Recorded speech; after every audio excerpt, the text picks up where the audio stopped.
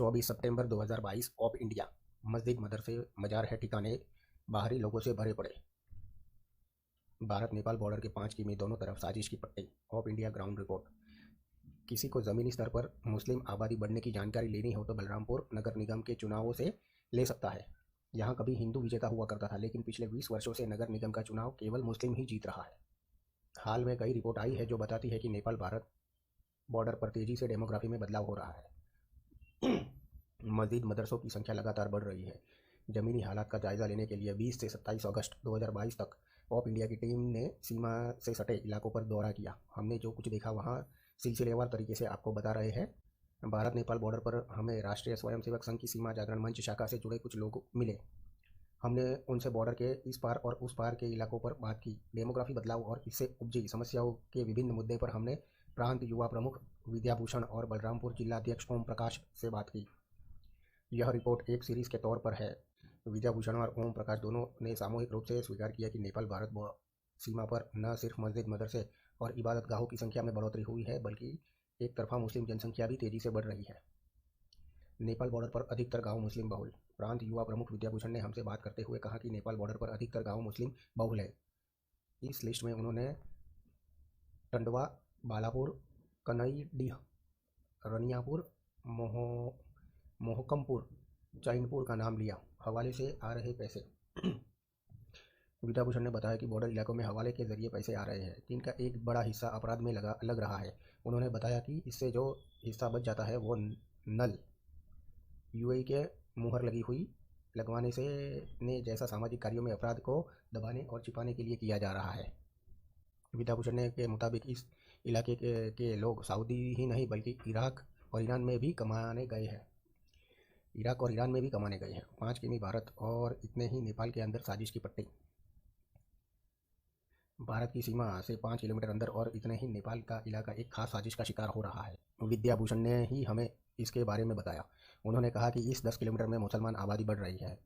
मदरसों, मस्जिदों और मज़ारों को विद्याभूषण ने ठिकाने के तौर पर संबोधित किया। उन्होंने ये माना कि यहाँ के मदरसों में बाहरी लोग भी भरे पड़े हैं। बॉर्डर पर साजिश, प्रशासन मौन। विद्याभूषण के अनुसार जब कोई बाहरी व्यक्ति यहाँ आता है तो बाकायदा साजिश के साथ उनके आईडी और अन्य कागजात बनवा दिए जाते हैं। उन्होंने इसको साजिश करार देते हुए ऐसे मामलों में प्रशासन की भूमिका मौन रहने वाली बताई। विद्याभूषण के अनुसार प्रशासन तभी जागता है जब कोई घटना घट जाती है। उन्होंने बताया कि अगर कोई प्रशासनिक अधिकारी बॉर्डर पर सब सही और सामान्य होना बता रहा, इसका मतलब है कि वो सच नहीं बोल रहा। देश भर के अपराधियों का शेल्टर। विद्याभूषण ने हमें बताया कि देश के किसी भी हिस्से में अपराध करने वालों को नेपाल सीमा पर अक्सर शरण मिल जाती है। उन्होंने कहा कि ऐसा इसलिए होता है कि विषम हालात में वो सीमा पार करके नेपाल में घुस जाते हैं। विद्याभूषण ने दावा किया कि दिल्ली और मुंबई जैसे बड़े शहरों में अपराध करने वाले कई अपराधी नेपाल सीमा पर शरण लिए हुए हैं। सरकार एक्टिव न हो इसलिए खामोशी। नेपाल सीमा पर सांप्रदायिक तनाव न के बराबर होने का कारण विद्याभूषण ने एजेंसियों को उस तरफ से दूर रखने की साजिश बताया। उन्होंने कहा कि बॉर्डर पर छिपे असामाजिक तत्व इसलिए खामोशी से पड़े हैं क्योंकि वो नहीं चाहते कि उन पर किसी सुरक्षा एजेंसी की नज़र जाए। विद्याभूषण ने कहा कि वो जानते हैं कि जैसे ही कोई बड़ा कांड करेंगे वैसे ही इस तरफ सरकार की नज़र चली जाएगी और उनका भांडा फूट जाएगा। मुस्लिम बाहुल्य होने के कगार पर बलरामपुर। विद्याभूषण के अनुसार जनसंख्या के पुराने रिकॉर्ड चेक किए जा सकते हैं कि कैसे इस पूरे इलाके में मुस्लिम आबादी तेज़ी से बढ़ रही है। पड़ोसी जिले सिद्धार्थनगर को विद्याभूषण ने मुस्लिम बाहुल्य बताया। इसी के साथ उन्होंने कहा कि जिला बलरामपुर भी लगभग मुस्लिम बाहुल्य होने की कगार पर है। 20 वर्षों से नगर निगम चुनाव का विजेता मुस्लिम। विद्याभूषण ने हमें आगे बताया कि अगर किसी को ज़मीनी स्तर पर मुस्लिम आबादी बढ़ने की जानकारी लेनी हो तो वो बलरामपुर नगर निगम चुनाव से ले सकता है। उन्होंने 20 वर्ष पहले का उदाहरण देते हुए बताया कि कभी यहाँ हिंदू विजेता हुआ करता था, लेकिन पिछले 20 वर्षों से यहाँ नगर निगम का चुनाव केवल मुस्लिम ही जीत रहा है।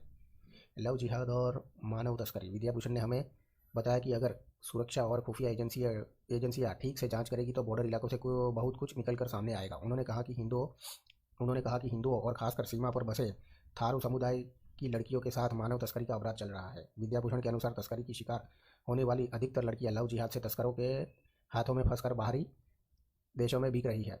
उन्होंने जानकारी दी कि इसके अलावा पशुओं को नेपाल के रास्ते बांग्लादेश तक कटाई के लिए भेजा जा रहा है।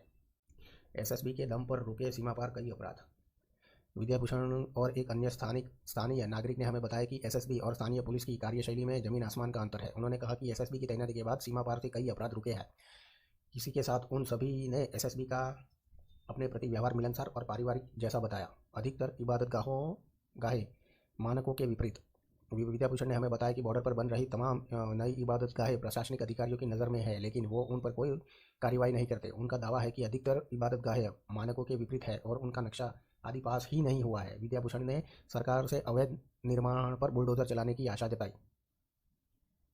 संकट काल के लिए साजिश है इबादत। विद्याभूषण ने दावा किया कि बॉर्डर पर बन रही नई इबादतगाहों के पीछे भविष्य की बहुत बड़ी साजिश है। उन्होंने कहा कि साजिशकर्ताओं को भविष्य में देश के अंदर किसी गृह युद्ध की उम्मीद है। उन्होंने ये भी बताया कि रेलवे स्टेशन के पास तक बनी मज़ारों से ये साजिशकर्ता भविष्य में किसी संकट काल में यातायात के संसाधनों पर हमला कर सकते हैं, जिसमें रेलवे स्टेशन को बम से उड़ाने की जैसी साजिश भी हो सकती है। इसी के साथ उन्होंने रोडवेज बस अड्डे के पास भी ऐसी साजिशकर्ताओं को सक्रिय बताया। विद्याभूषण के मुताबिक हाईवे के पुल के पास बने अवैध इबादतगाह भविष्य में संकट काल में आवागमन रोकने की साजिश है। पिछली सरकारों में तेजी से हुआ असंतुलन।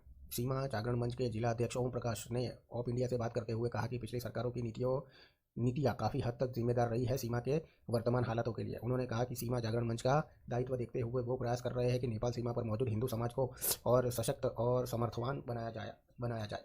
ओम प्रकाश ने हमें आगे बताया कि वो लोग सीमा पर रहने वाली थारू जनजाति को सेना और पुलिस में भर्ती करवाने के लिए विशेष ट्रेनिंग भी दिला रहे हैं। ओम प्रकाश और विद्याभूषण ने कहा कि सरकार को नेपाल बॉर्डर पर हो रही हरकतों पर विशेष चौकसी बरतनी चाहिए। उन्होंने ये इतिहास के कुछ उदाहरण दिए कि वैसे वहाँ पर मिर्जा दिलशाह बेग और रिजवान जाहिर जैसे अपराधी पनप गए थे और मांगरे सिंह जैसे हिंदूवादी नेता कत्ल कर दिए गए। दोनों ने हालांकि यहाँ भी यह भी माना कि योगी सरकार के आने के बाद काफ़ी कुछ बदला है, लेकिन उन्होंने सुरक्षा के लिहाज से और अधिक सक्रियता की आशा जताई। इन दोनों के अलावा इनके आसपास मौजूद स्थानीय लोगों ने भी कहा कि वर्तमान सरकारों में चीज़ें बदली है, लेकिन और सुधार की ज़रूरत है। वैसे दर्शकों को बता दूं कि ऑफ इंडिया की ऐसी 19-20 रिपोर्ट और है, जिसको मैं बारी बारी पढ़कर सुनाने वाला हूँ। धन्यवाद।